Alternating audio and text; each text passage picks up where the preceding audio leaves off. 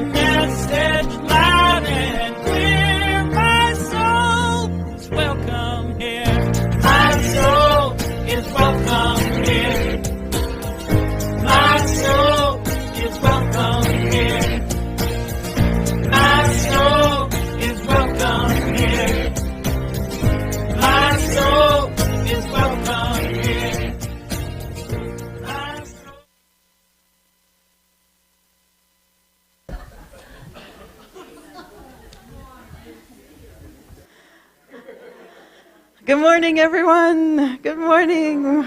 Welcome to Unity of New Westminster on this amazing, beautiful fall day. Lovely to see you all here today, and welcome to all who are watching us live and not in person. I am very grateful that you are here as well. In fact, let's everybody turn around and wave at that camera right beside or right above Walt and say, hello, everyone. Welcome. And Freya's got to take it one step further. Really, really welcome. I am Reverend Rhona Segarra, and it is my privilege and pleasure and delight to be here with you all and to be the leader, spiritually anyway, of this great, beautiful, loving community. It is an honor to be part of this group. If you are new here today, a special welcome. Welcome if you are new after many years. And for those who are joining us and have been here before, welcome, welcome, welcome. Did I say welcome enough? Yeah. What was the last thing I said? Yeah. The Unity Movement, let me remind you of what we are about here at Unity of New Westminster. And that is to share empowering ideas for full and abundant living. We draw on the teachings of Jesus, who we consider our primary way shower and example. And we recognize, though, that there is wisdom in faith traditions all over the planet. There is wisdom to be found in song, in story, in poetry, in prose, in music, in movies. In our life experiences, we find nuggets of truth that can help us move into living a full and abundant life. And that is all that we do, is share ideas for your consideration, so that you might consider living into what is your birthright, which is a full and abundant life. We honor every person's right to choose their own spiritual path. All are welcome here. All are worthy here. All are celebrated here. Let's begin our service in a time of reflective prayer.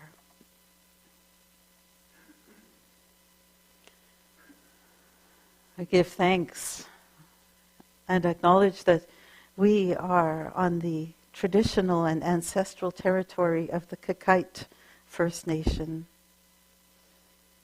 And we give thanks to peoples of the First Nations of our country for their custody of this beautiful land. We join together today in gratitude to laugh together, to sing together, to consider ideas together, and to join in community, to be reminded that we are one. We acknowledge that there is one presence, one power, one intelligence, one force, in which each of us live and move and have our being. That one power is understood by many names. Some call that power God, others quantum, others science, life, nature, creator. But by whatever understanding of that power, by whatever name we give it, we embrace the idea that it is one power, that there is no spot that God is not, and that we who exist in that power are therefore part of that power. And we are all interconnected. We are all one. And tapping into that power, we use our power of intention to send a blessing of love, of peace, of contentment, of healing to every being on this planet, regardless of the labels that divide us, those labels that we think define us. And we resolve to see beneath those labels to our unity, to our oneness and our connection and our interconnection, one with another. And we bless, and we love, and we are grateful for this knowledge. And so it is. Amen.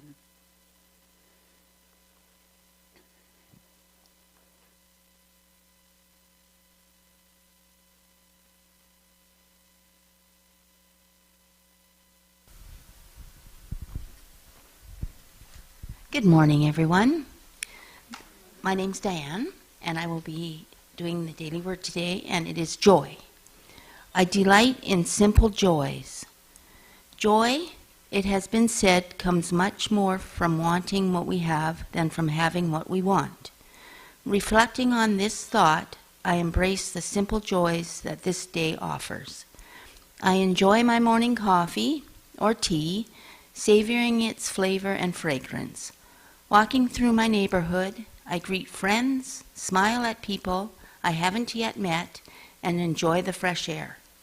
I find satisfaction in taking care of my home, working at my job, and helping my friend. Even if I am not with them today, I feel joy as I think of my connection with the people I care about most. I know joy whenever I look for possibilities rather than focusing on problems. My greatest joy is my awareness that wherever I am, whatever I am doing, God is always with me. You show me the path of life. In the presence there is fullness of joy. In your right hand are pleasures forevermore. Psalms 16:11.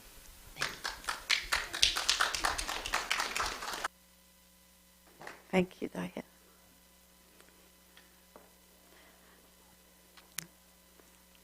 Do you like my centerpieces, by the way? Thank you, Barb. Before we move into a time of meditation, I just wanted to do a quick poll with everyone about Christmas. I know. It's hard to think about that right now, especially when it's so nice out. And anyhow, Christmas is honestly not that far away. And normally on Christmas, we will have a Christmas service about the Thursday before Christmas, which on this year would be the 22nd. And that would be a 12 hours candle lighting service. And then we sometimes do a Christmas Eve service, which would be on Saturday night, December the 24th. And Christmas Day is a Sunday. I can't even remember the many years ago since we've had that happen. And so my question is, first, do you guys want to have a service on Christmas Day? I'm seeing some shaking of heads, and I'm seeing some nodding of heads. So please give it some thought, and then just afterwards during coffee, come and just let me know what you would prefer. Christmas candle lighting, Christmas Eve, Christmas Day. I prefer not to do Christmas Eve and Christmas Day, but out of those two, which would you prefer, if any? So just hold that thought, and we'll do a poll later. So I just wanted you to take some time to consider it. All right. Let's move into a time of meditation with me, please. As I invite you to close your eyes and become aware of your breath.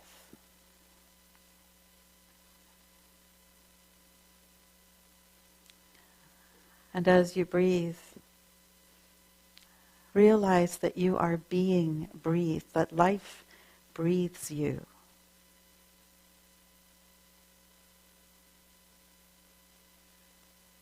And let it be a reminder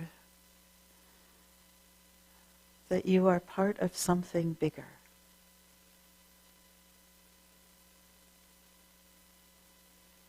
That life is our gift.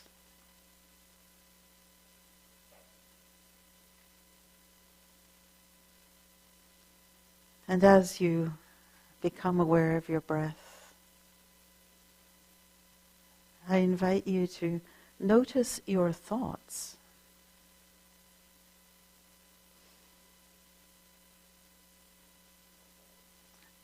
And just let them be. Let them do what they do. And imagine sinking beneath them.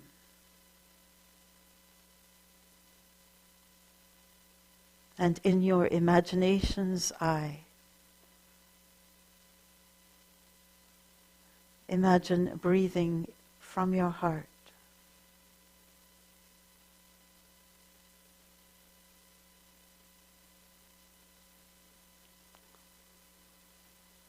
And with every breath, feel your heart expanding and opening.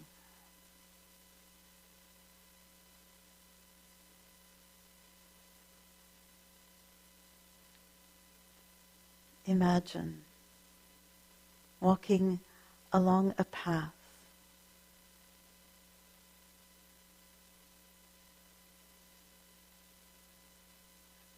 And as you walk along this path, you see a bridge. It has a trickle of water running beneath it.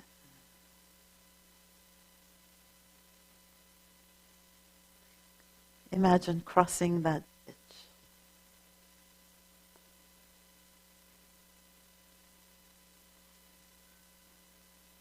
And all around you, you see warm, soft, fragrant green grass.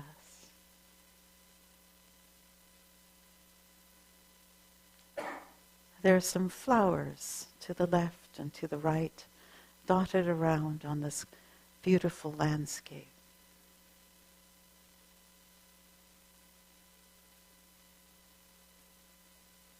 And ahead of you, you see a tree.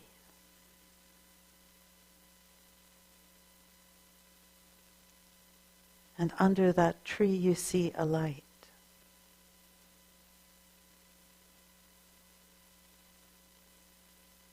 It is warm. It is soft. It is glowing. And you are drawn to that light.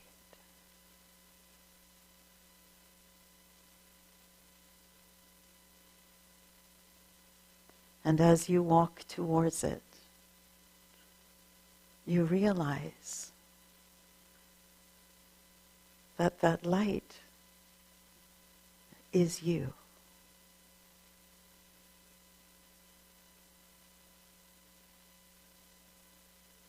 And that eternal, unchanging, pure you sees you coming.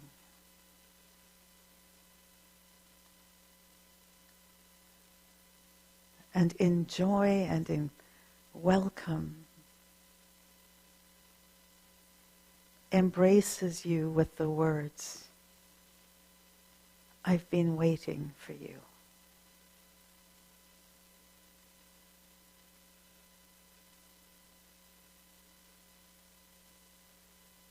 Make that connection with that deeper part of yourself.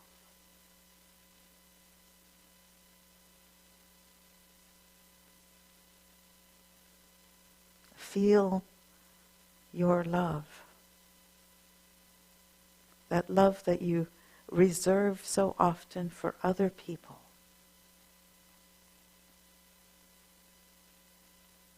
Feel it as it surrounds and embraces you.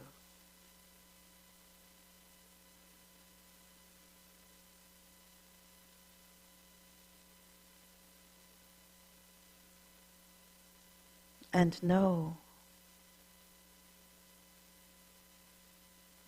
that you never need to leave that connection.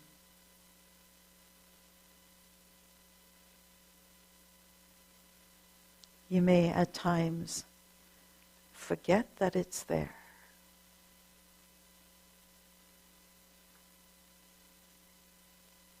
And if that ever happens, imagine taking that journey across the bridge, across that soft, fragrant grass,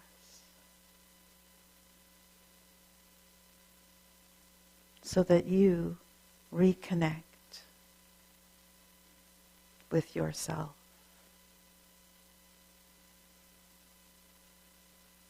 And in the silence now, enjoy the embrace.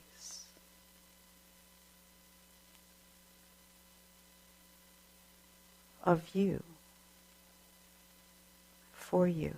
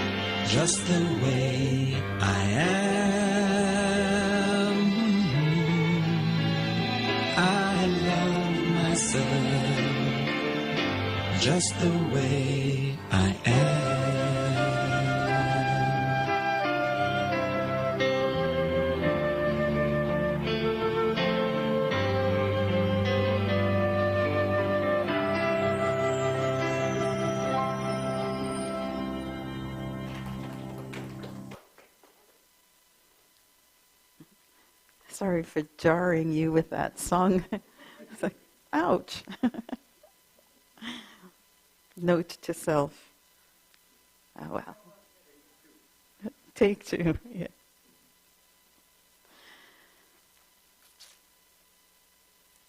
In 1930, the co-founder of Unity, Charles Fillmore, wrote a book called The Atom. I can't remember which one that I'm talking about now, so I'm going to not say it. The Atom Smashing Power of Mind. He also wrote a book called The 12 Powers of Man. And of course, in those days, in 1930, 12 powers of man. Now it would be 12 powers of humans or people or humanity, because we've evolved a little bit in our language. So forgive Charles Fillmore in absentia for using 12 powers of man. Think people. And what he spoke about was the fact that we all, each of us, each person, has inherent and ingrown ability that we use all the time, whether we know it or not. We have what he calls powers. I think of them as abilities because powers sometimes gets confusing. But we all have the power to imagine, for example. And there are 12 of these different powers. And to the extent that we can harness and direct these powers that we have within us into a beautifully formed tapestry, where sometimes one power has more activity than another, and then at other times, depending on the situation, another one becomes active. Think of a business area where sometimes the advertising department is necessary, and then another time it's the sales department that takes precedence. But at all times, everything is working together to make the common good in this perfect tapestry. And to the extent that we can do that, we will then live a more full and abundant life. And what Fillmore did was he actually thought in terms of these 12 energy centers in the body, as he didn't use those words, but that's what he meant. He assigned them to the disciples that Jesus had, and Jesus taught, and Jesus directed. And metaphysically, what he invites us to consider is just like Jesus taught and directed and worked with his disciples so that they would be with him and carry out his mission. So Jesus in us is the perfect mix of how we use our 12 disciples, our 12 powers, in our lives. And so our goal is to be able, like Jesus, to direct these powers within us so that we can be as whole and as free and as filled with life and joy as we can be. And Jesus, metaphysically, in us, would be when we are doing that absolutely perfectly and creating that perfect tapestry of knowing which power to activate at any one time. And so just like that amazing tapestry which is hanging on our wall, everything will fit perfectly and create a thing of beauty. And so, Jesus is sort of that perfect demonstration of how to use the 12 disciples, the 12 powers within us. And what Fillmore did, as I mentioned, is he said each power has an area in the body. And I don't know about you, but 12 is a lot for me to remember. And so at school, when we were at seminary learning about this, they had all these acronyms to try and help us to remember. And they didn't make sense to me because they weren't really together. And I thought there has to be a better way. And I decided I was going to pair them. Because I can remember 6 things, but I can't remember 12. So I paired them in my brain. This is just because I wanted to get an A. And so I've paired them together. And so for the next 6 weeks, today and the next 5 weeks after that, I'm going to share and explore with you these 12 powers that we have within us and where they are in our body centers, so that you can get a sense of actually how wise some of this can be. Today, we look at the first pair. By doing this, by the way, full disclosure, this means that this will not be in the same order as you might have heard Unity teach the 12 powers before. But again, this is Rhona's interpretation so that she can remember and get an A. Okay. They are teacher's pet, absolutely. It's worked for me a lot, Freya, just saying. So, not only are there areas in the body, Fillmore also assigned colors to help us get a sense of some meaning from the colors. And so today we look at the first 2, which is actually the same as what Unity teaches. And they are faith and strength. Faith is represented by Peter, the disciple Peter, who was first Simon. And then when he decided to follow Jesus, his name changed to Peter. And Jesus said, on this rock, on Peter, is the rock I will build my church. That indicates a firm foundation. And that is what faith is.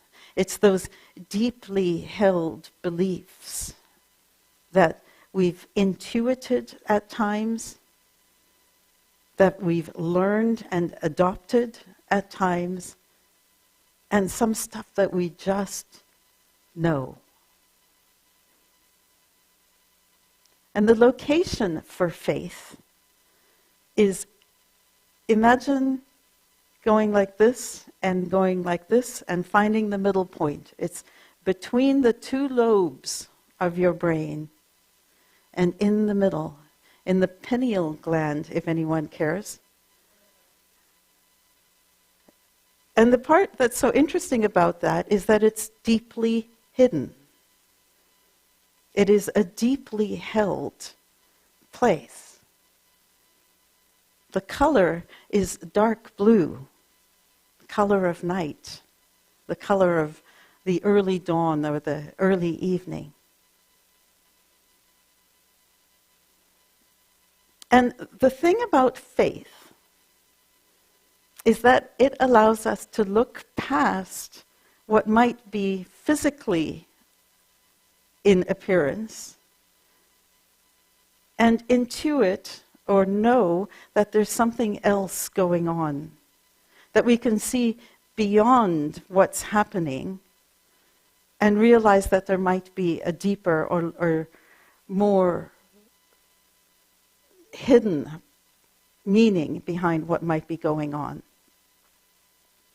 Faith enables us to look past appearances of lack or limitation or difficulty.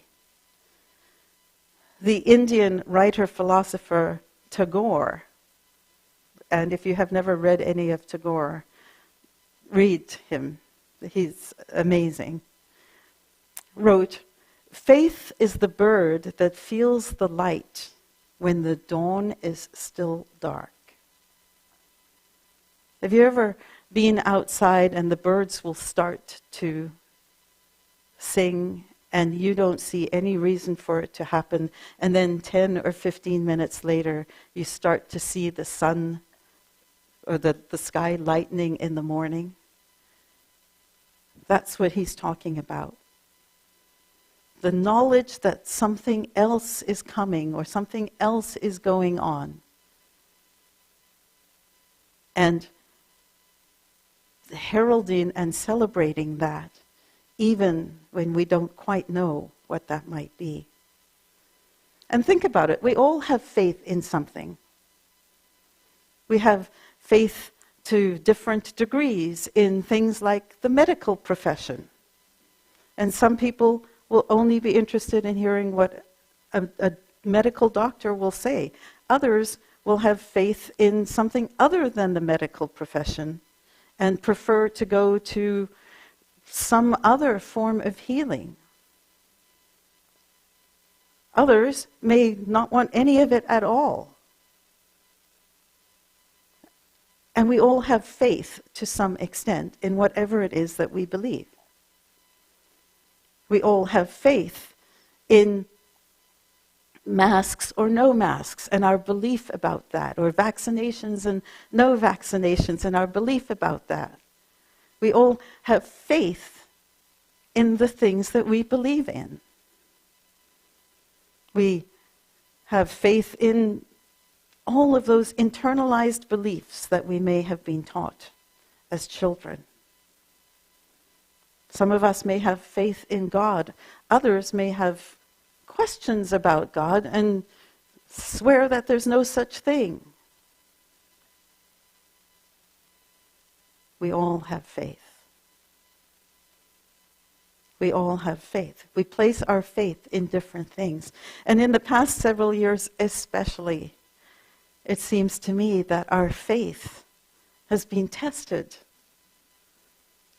in the medical profession, in the news media, in the education system, in police and how we are policed, in government.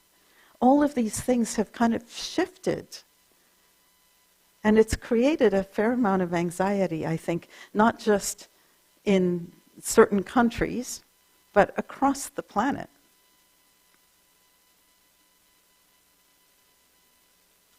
And the question then is, what do you do with that? Well, faith can be split into two different types. One is what I think of as blind faith.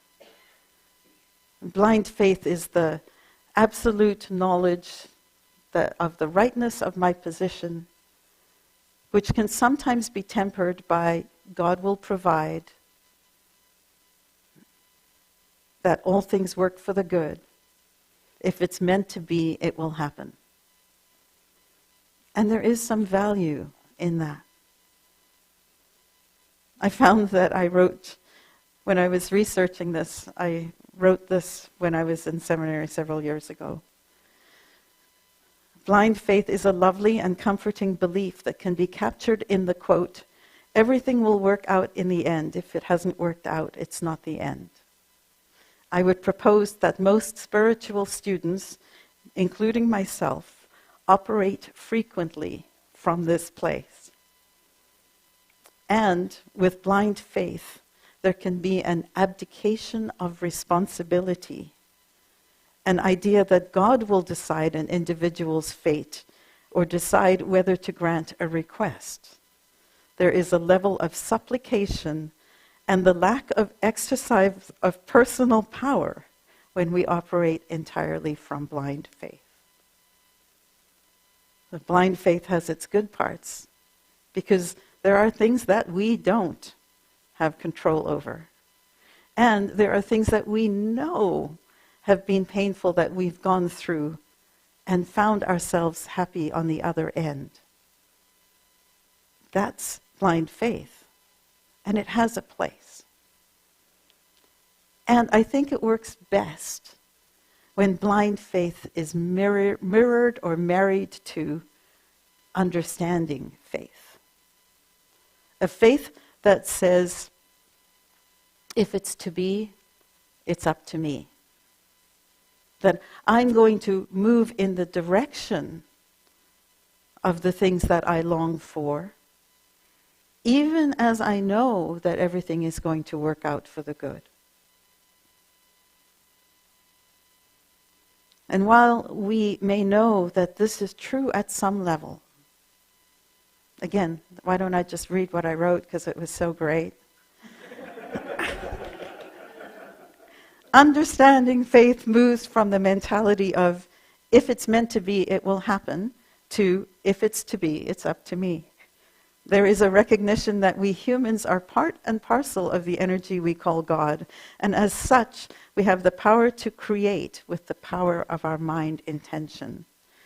While we may know this truth at some level, we are challenged to believe it. We have been taught, as Wayne Dyer put it, to see it in order to believe it, rather than believe it in order to see it. Understanding faith comes from knowing that we can be assured of the results of our thoughts and intentions, just as surely as we know that acorns grow into mighty oak trees.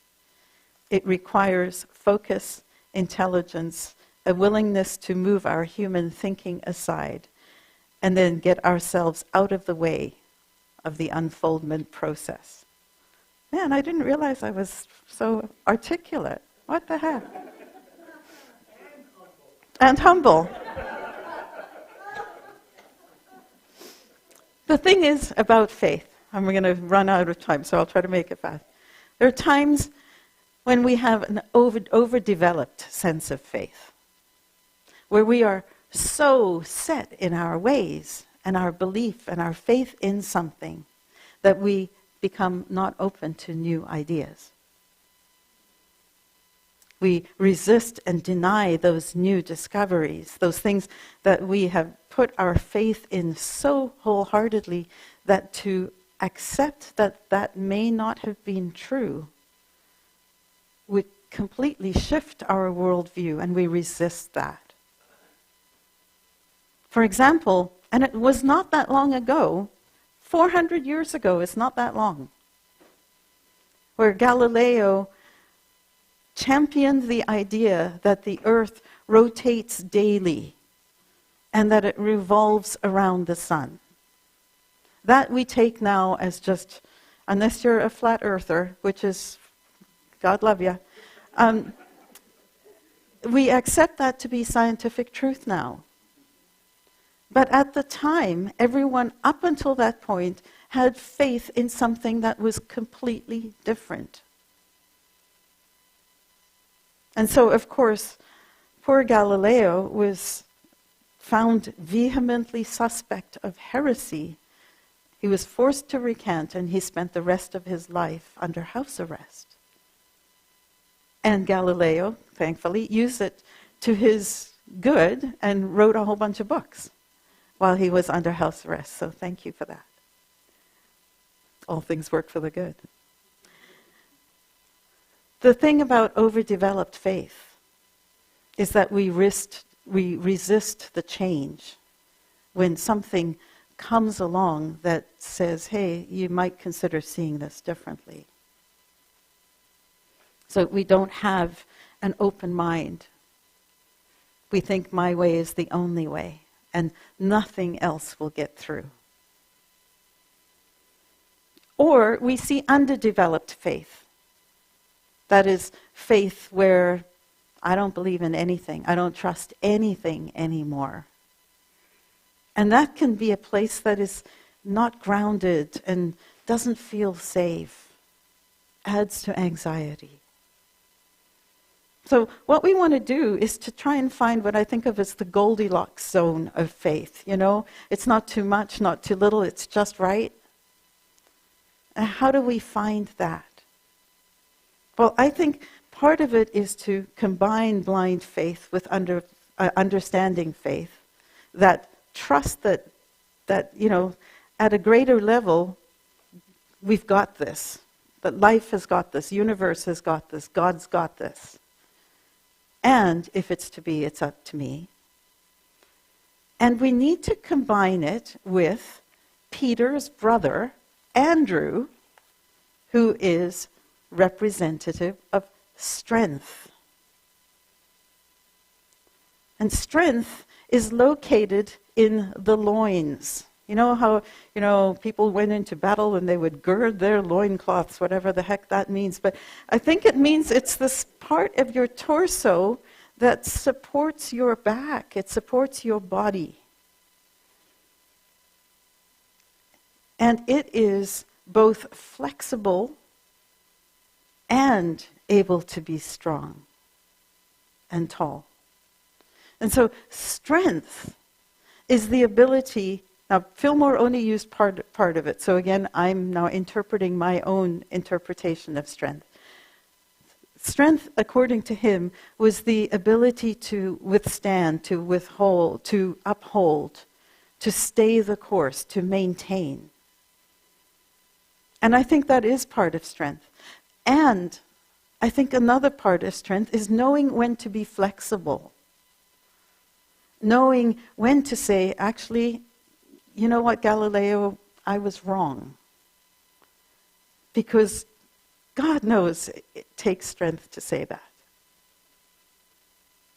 To say everything that I just believed is no longer true, and I'm willing to accept and adjust my faith.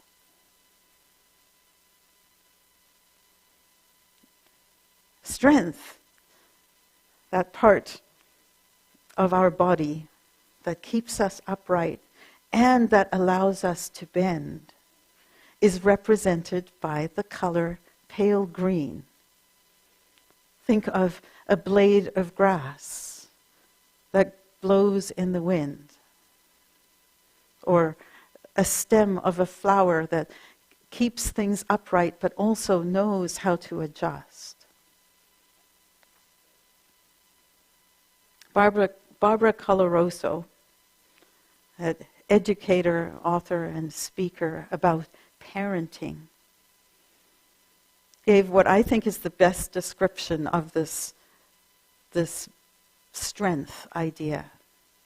And that is, she spoke about the 3 types of parenting styles. One she called the brick wall.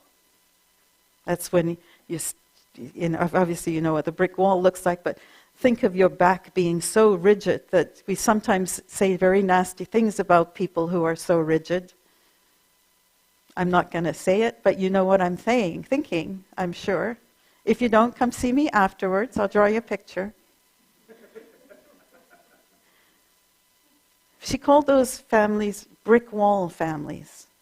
And what they are characterized is by this inflexibility.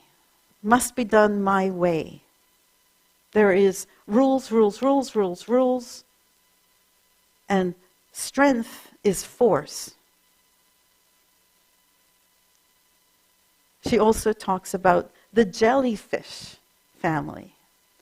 And that's when everything is so easygoing and so laissez-faire that to some extent the children feel like they're a little lost because nobody cares about anything. And we don't want that in our lives, where the jellyfish strength is that somebody challenges us and we give in.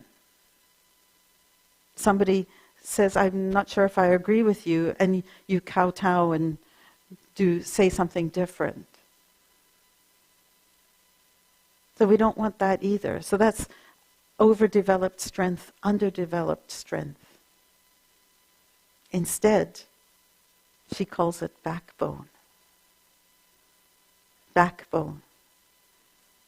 That backbone that we have of strength, which enables us to be strong enough to stand for the values that we care about, and be flexible enough to adjust when it is clear that what we stood in no longer is valid. And so, we pair strength with faith.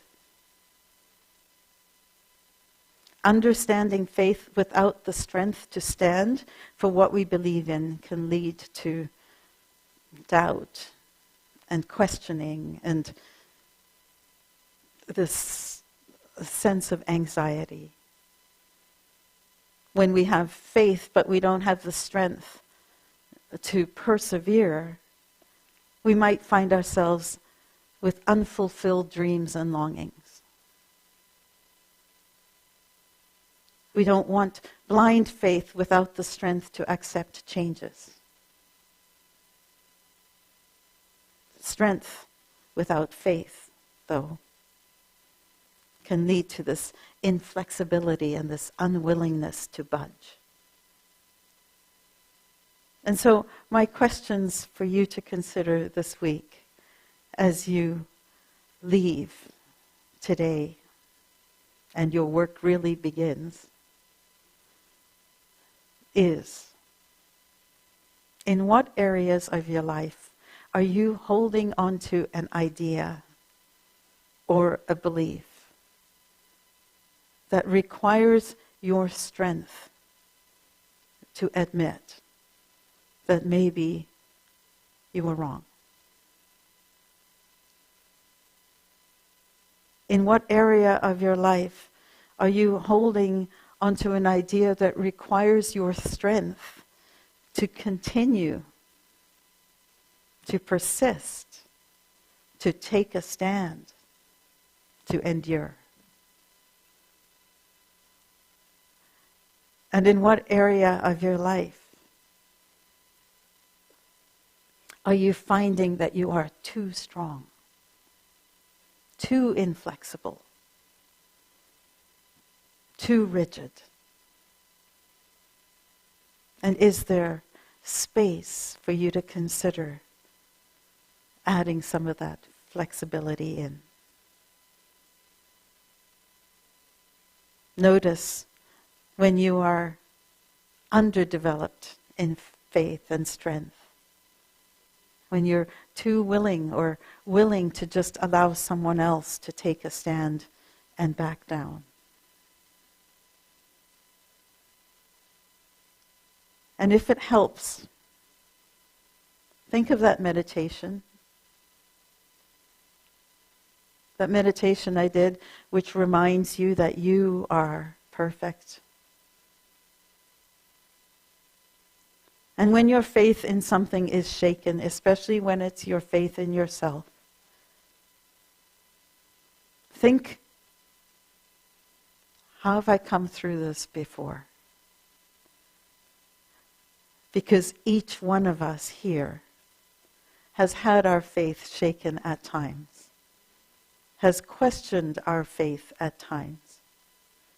And each one of us here has survived those encounters because of our strength.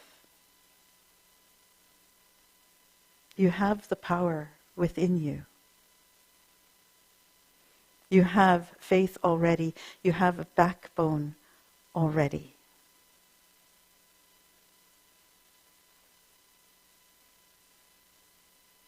Faith and strength. Imagine them working together for your own good, for the world's greater good. I know that these two brothers, these two related powers, can uplift you, can allow you to stand tall, and can allow you to move into greater expression and joy of life. I bless you.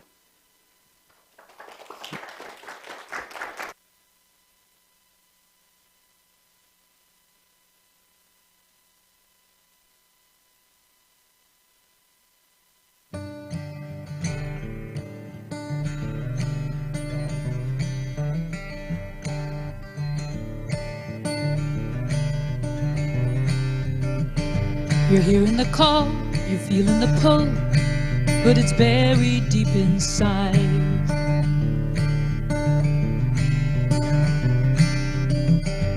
When you were young, when you were brave, you used to try it on for size.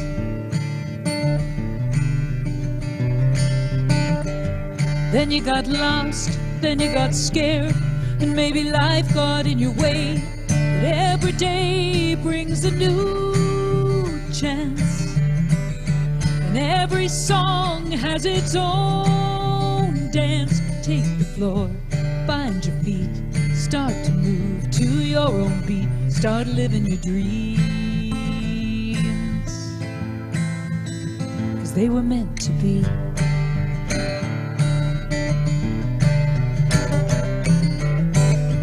Like an old friend calling again, you haven't seen it in a while.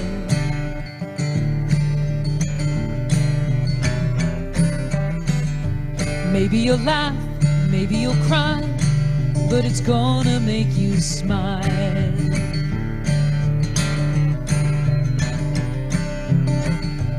Open your eyes, open your heart, and just remember who you are. 'Cause every day brings a new chance, and every song has its own dance. Take the floor, find your feet, start to move to your own beat, start living your dreams. 'Cause they were meant to be.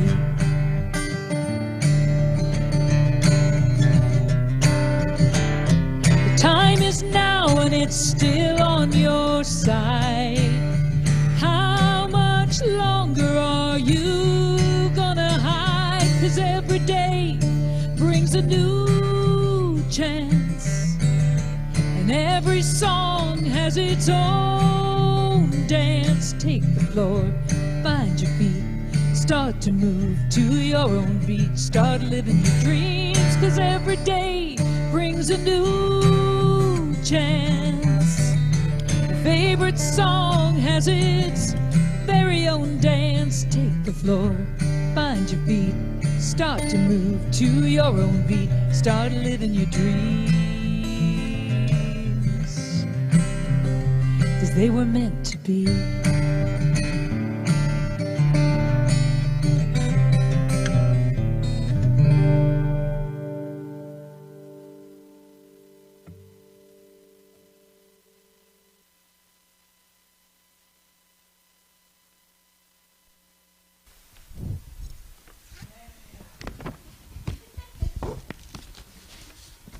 I'm still Ronnie. And I'm here to tell you what's happening here at Unity, if I can get it straight. All are welcome to join our prayer service on Mondays from 10:30 to 11:15 or on Zoom. Check the website and the email newsletter for the Zoom link. Come with and pray with us. Also, come and celebrate our minister. Rhona has signed a 2-year contract. Yay! Woo-ha! And after that, it'll be another 2-year contract, too.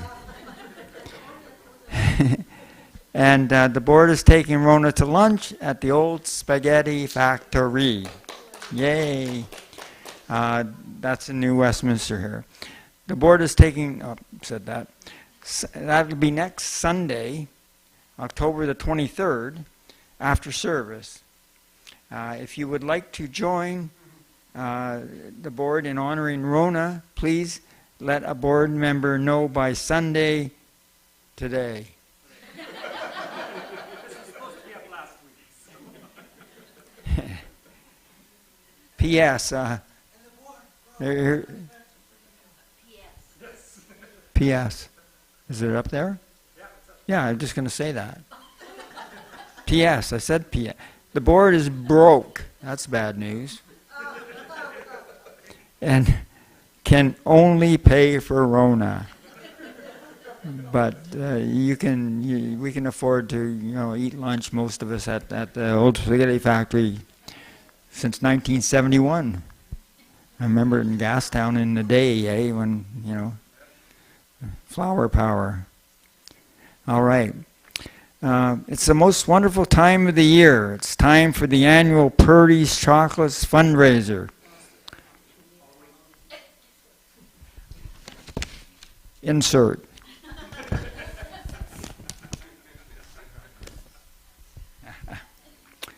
Halloween is just around the corner, and we encourage everyone to join in the fun and come to church in Halloween costume. On Sunday, October the 30th, we will have a potluck lunch afterwards. Please pass the word to your family and friends. All are welcome. On that same day, we'll celebrate October's birthdays, and after lunch, we'll have Cindy host her cafe and karaoke session. And that involves a chance for you to paint, draw, sing, tell a story, or express yourself artistically in some other way. Admission is by donation. If you want to paint, the cost is $10 to pay for the material. Here's your chance to connect with friends, share your talents, and learn something new. Join us after the service and every Sunday every last Sunday of each month from 12:30 to 3:30. All are welcome. Now it's the most wonderful time of the year. It's the most, yeah.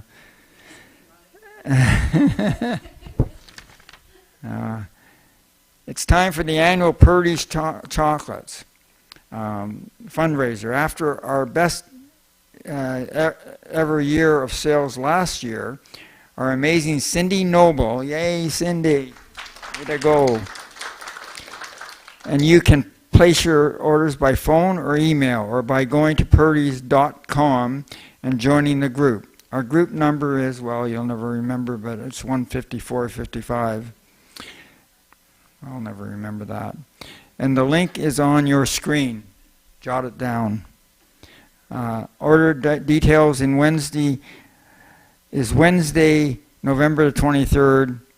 Order deadline is Wednesday, November 23rd, and orders will be ready for pickup after Monday, December the 12th. This year, let's do better than our best. The world needs more chocolate. You got to agree with that one. We are grateful for your gifts, which support our ministry. Many of us contribute with pre-authorized payments, and if you are not placing anything into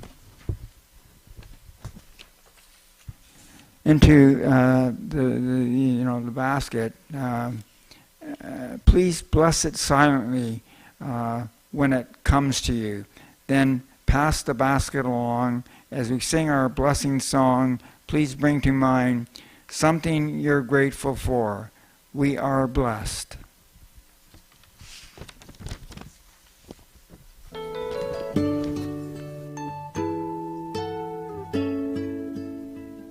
I am so blessed. I am so blessed. I am so grateful for all that I have. I am so blessed. I am so blessed. I am so grateful. I am so blessed. I am so blessed. I am so blessed. I am so grateful for all that I have. I am so blessed. I am so blessed. I am so grateful. I am so blessed. And we are indeed, we are so blessed. Thank you all for joining us today. Thank you for our sound team, or to our sound team who are sitting at the back in what looks like mission control over there. Thank you so much. Thank you to the people who are on our sound team who are not sitting at the desk but are helping to move things along every week behind the scenes. So we are actually moving forward, and it is super, super. Thank you also to the people who are greeting and who are ushering and who are making coffee and who are cleaning and doing all those other things. And I want to extend a big thank you to Jerry Blackwell, who was the person who won the tapestry that you are seeing there. And Jerry and Sharon are away at the moment, and as a gift to the church, they donated it right back to us, and so it is now hanging in the place of honor and absolutely belongs here. So I'm so grateful for it. And thank you, Lyle, one more time. We can never thank you enough for the amazing, amazing artwork that is. All right, are we able and wanting to move into a circle so we can sing our peace song and our prayer for protection song? And then please join us afterwards for coffee and for chats and so on. Have a lovely week.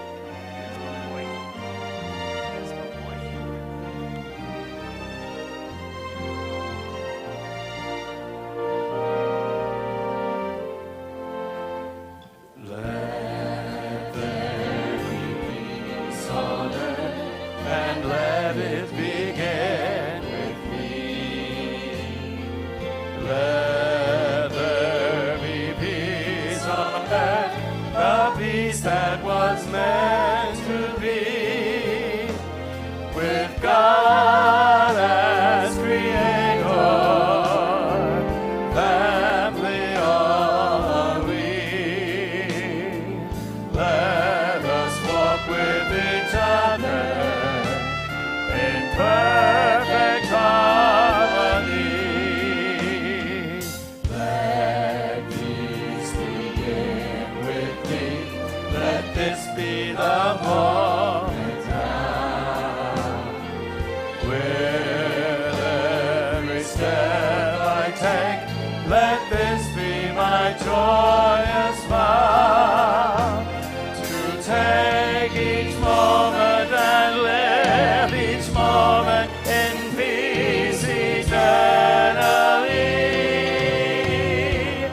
Let there be peace on earth, and let it begin with